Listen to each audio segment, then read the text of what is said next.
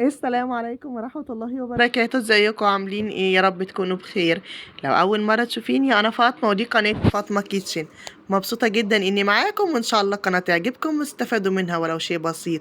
ونقول اللهم صل وسلم وبارك على سيدنا محمد وعلى آله واصحابه اجمعين. ونسمي الله كده وندخل في الفيديو على طول وندخل في مهمة كل سنة. بصوا الجلاد ده الاول قبل ما نتكلم. الجلاد ده انا بجيبه بالدستة. الدستة بيبقى فيها 10 جلادات ل10 كتب. والجلاد يعني الكيس كده بيتباع على بعضه ب50 جنيه. في مكاتب بتبيعه ب60، في مكاتب بتبيعه ب55، وفي مكاتب بتبيعه ب45. بس هي مكتبة وحيدة اللي جبت منها بتبيعه ب50، وطلعت بصراحة خامتها حلو جدا، لأن أنا السنة اللي فاتت جبته ولقيته خامته مش حلوة خالص بالمرة، ومتقطع من جوه وما كانش حلو خالص. دي أحسن مكتبة أنا اتعاملت معاها. انا بحب اجلد الكتب. لازم اجلد الكتب دي مهمة اساسية بالنسبة لي. لان الكتاب يعني هو اصلا سنه صغير، ده اول حاجة. ثانيا بيبهدل الكتب مية، وبيبهدل الكتب، بتقطع الكتب، وانا بحب بصراحة احافظ له على الكتاب. ولازم الكتاب يتجلد. كنت الاول هو في الكيجي قبل ما اشوف الجلادات اللي هي الشفافة دي، كنت بجلده بالجلاد اللي هو العادي، النورمال العادي ده اللي احنا كنا طول عمرنا بنجيبه، اللي هو الازرق والاخضر والاحمر المحبب ده، اللي هو باللزق وكده، اللي هو بالبلاستر اللي انا بعمله اللي هو باللزق. بعد كده اكتشفت بقى الجلاد ده بيبقى اسهل ليا بكتير خالص. انا دوبك بس كده بشيل وبلزق، وبيحافظ جدا عليه. وعايزه اقول لكم ان الكتاب بيفضل جديد لاخر يوم في السنه. انا بحب اجلده ولازم اجلده بصراحه. فببدأ بقى كده اجلد الكتب اللي هو استلمها. هو استلم كتب الوزارة كاملة، لكن كتب البوكلتس الخاصة بالمدرسة لسه بيستلمها، يعني من حين للتاني كده بيستلم كتاب. مش بيسلمونا كلهم مرة واحدة. فهو كتبه كلها على بعضها بتوصل تقريبا ل25 27 كتاب. فهو حاليا استلم حوالي 17 أو 15 كتاب تقريبا، يعني كانوا 15 يا 17، مش فاكرة الرقم قوي. فهو بدأت أجلدهم له. وكل يوم لما بيستلم كتاب بجيب له جلاد، وبقي يعني بيبقى عندي بقى، يعني أنا جايبة 3 دست ب30 جلاد. فالحمد لله يعني بيبقوا متوفر عندي، لان الجلادات دي مش بتتباع بالواحده، يعني ما ينفعش اروح اقول له هات واحد جلاد، ما بيتباعش بالواحده، لازم بالدسته كده. فبصوا بقى انا ببدا ان انا اقصه من تحت كده مربع، اللي هو عند سن الكتاب من الناحيتين. وببدا اقص زاويه كده من كل جنب كده. طبعا انا مش بروفيشنال قوي فيه يعني، بس ايه بجلد على قد بصراحه. المهم ان انا احافظ على الكتاب، لان انا اهم حاجه عندي الكتاب، اهم حاجه. بصوا، اهم من الشغل تظبيط الشغل. فلو انا عايزه تعليم كويس اهتم بالكتاب. دي من وجهه نظري بصراحه. لازم اهتم بالكتاب، وما بحبش اشوف الكتاب متقطع او جلدته مش فيه او حاجه.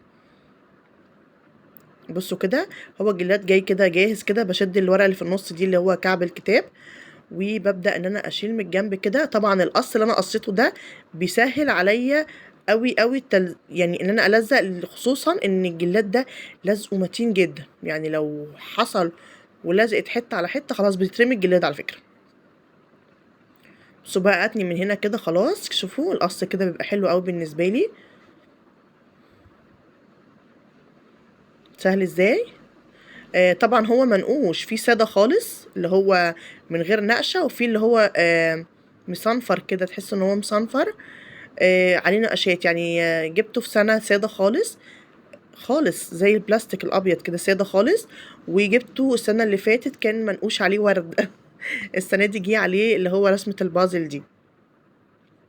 وطبعا لازم أحط له اللي هو التيكت. التيكت دي احنا جايبين كده الورقة دي فيها 2، وفيها ستيكر كمان مكتوب كده فيه كلمات كده حلوة قوي. ده كتاب اللي اتشانل بتاعه اللي هو كتاب المتابعة. بصوا كده موجود فيه كده جدول من جوه بكل مادة، ومكتوب كمان يعني الوالد عايز يعني الأم عايزة تحط حاجة أو المدرس أي تعقيبات عليه على الطالب يعني، بتكتب تحت في الشانل ده. طبعا دي من الكتب اللي هم قصيرين شويه عن بقيه الكتب، فبياخد يعني حاولت ان انا احط له نص جلاد بس ما نفعش خالص، لازم احط له الجلاد كامل.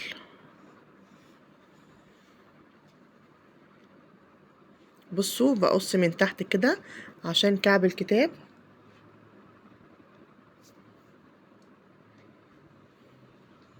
واقص زاويه من الاربع زوايا كده، اقص زاويه كده بالورب كده.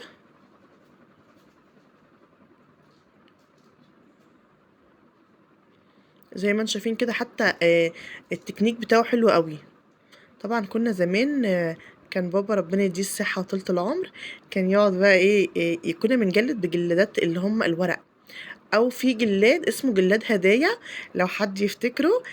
كان بيبقى مرسوم عليه دباديب وورد كتير كده، اللي احنا كنا بنلف بيه الهدايا. كنا بنجيبه، وبعد كده بدأ يظهر الجلاد الورق. برضو كان بيبقى مرسوم عليه دباديب، وكان بيبقى فيه شكل كمان الخشبي كده، كان بيبقى حلو قوي. كنت بحب اليوم ده جدا. بس الجلاد الورق كنت بكرهه في المدرسة، لانه كان بيتقطع مني برضه، يعني ما كنتش انا ما عملتش فيه اي حاجة يعني. وبدأ بقى يظهر الجلادات اللي هي الزرقاء، واللي هي الصفرة المحببة دي بتاعتنا دي. فبدأنا نجلد بيها طبعا، كانت حلوة قوي، كنت بحبه قوي. وبابا كان يقعد يجلدها لنا كده، كنا بناخد يوم كامل بقى بنحط الطبلية ونقعد جنب منه بقى كده، يقعد يجلدها لنا، ونحطها تحت الشلتة اللي في الأرض عشان يتطبقوا حلو قبل ما نلزقهم. كانت بتبقى أيام حلوة، حلوة قوي قوي. بابا عودني عليها، وانا كمان بعود ابني عليها، يعني لازم ان انا اجلد له الكتاب واحافظ له على الكتاب زي ما كنا زمان بنعمل. بصوا نشيل من تحت مربع كده، اللي هو يعني اصلا في عند زاوية الكتاب كده الجلاد نفسه في ستيكر طويل كده مقصوص لوحده، يعني زي ما انتوا بتشوفوا انا بشيله كده.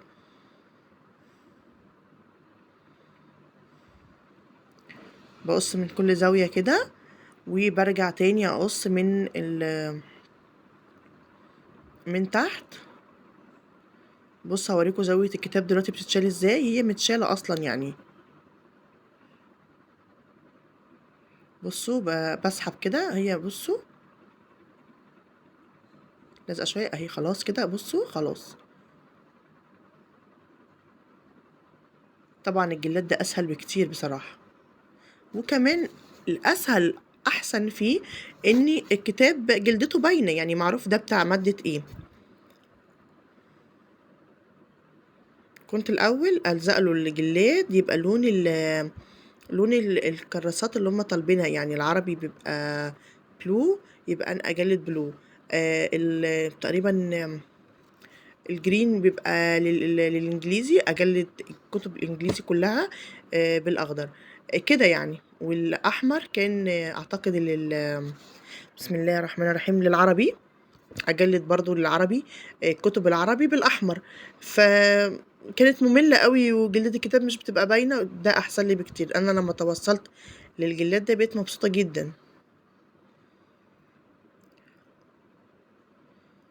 بصوا بقى كده بعد ما طبعا عملت القهوة بتاعتي شربتها انا وجوزي، ربنا يديه الصحة، قال لي هعملها لك. قلت طب يلا كتر خيرك. قام عملها لي، وكده انا جلدتهم له كلهم اللي هو جابهم، يعني الجلادات اللي هو جابها كلها. الكتب اللي هي جابها كان حوالي تقريبا مش فاكرة قوي 15 ولا 17 كتاب والله. فانا جلدتهم كلهم، وهستنى بقى يجيب بقية الكتب واجلدها له. وكل سنة وانتم طيبين. وبكده يكون النهاردة الفيديو خلص. لو عجبك الفيديو ما تنسيش تدوسي لايك وتشتركي في القناة وتفعلي جرس التنبيه وتشجعيني شجعيني شجعيني، وفعلي جرس التنبيه عشان يوصلك مني كل جديد بإذن الله. وباي باي.